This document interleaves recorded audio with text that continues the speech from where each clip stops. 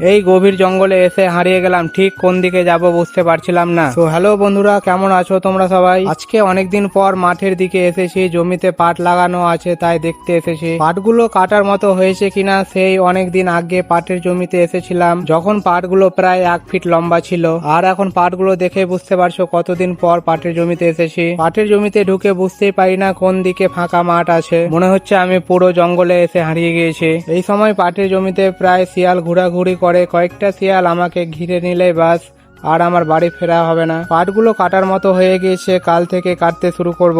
পাট কাটার ব্লগ দেখতে হলে চ্যানেলটাকে সাবস্ক্রাইব করো আর ফলো করে নিও। পাটের যে পোকাগুলো আছে যদি শরীরে একবার লেগে যায় অনেক চুলকানি বাড়িয়ে দেবে। আর এখন তো শ্রাবণ মাস, বর্ষার সময়, মাঠে অনেক জল জমে গিয়েছে আর পাটের জমিতেও জল জমা হয়ে আছে, পাটগুলো কাটতে অনেক কষ্ট হবে। আর এখানে কেউ পাট কেটে ফেলে গিয়েছে, জলে জাগ দেবে, তাই জাগ দেওয়া মানে অনেক কেউ বোঝে না, মানে কিছুদিন জলে পাটগুলোকে রেখে পচানো হবে। তো গাইস, ভিডিওটা ছিল এই পর্যন্তই, দেখা হচ্ছে পরবর্তী ভিডিওতে।